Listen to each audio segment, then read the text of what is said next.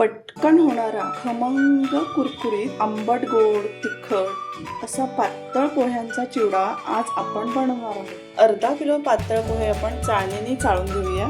हाताने पण आपण त्याच्यात काही धूळदाण असेल तर ती निवडून घेऊया। गॅसवर कढई तापायला ठेवूया। गॅसची फ्लेम मीडियमवर ठेवूया।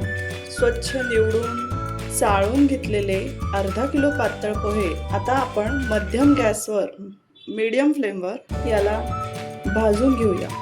भाजून घेत असताना आपण त्याला सतत हलवत राहूया। अशा प्रकारे पोहे व्यवस्थित भाजले आहेत की नाही हे चेक करण्यासाठी आपण हातावर घेऊया आणि ते व्यवस्थित कुरकुरीत झाले आहेत की नाही हे चेक करूया।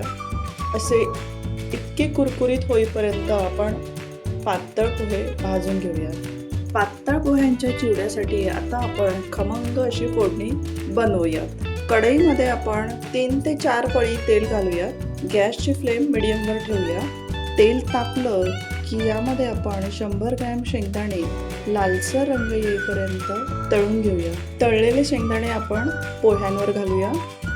कढीपत्त्याची पानं तेलात तळून भाजलेल्या पोह्यांवर घालूया।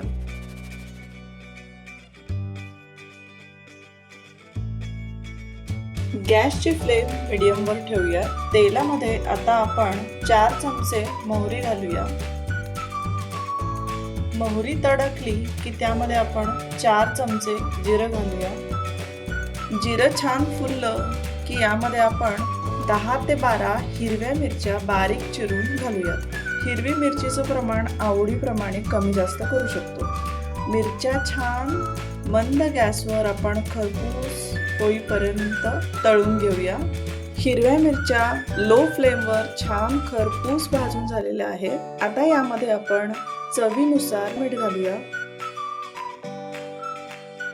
1 ते 1.5 चमचा हळद घालूया।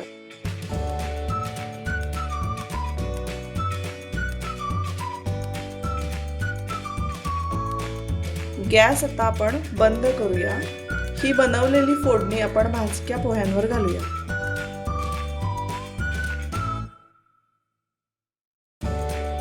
भाजक्या पोह्यांवर घातलेली फोडणी पोह्यांमध्ये आपण व्यवस्थित मिक्स करूया।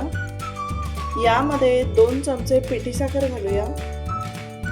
छोटा पाव चमचा लिंबू फूल घालूया। आता सगळा चिवडा व्यवस्थित मिक्स करून घेऊया, म्हणजे सगळा मसाला पोह्यांना व्यवस्थित लागेल। चिवडा आता आपण थंड होऊन देऊया। आंबट तिखट गोड खमंग कुरकुरीत पातळ पोह्यांचा चिवडा सर्विंगसाठी रेडी आहे।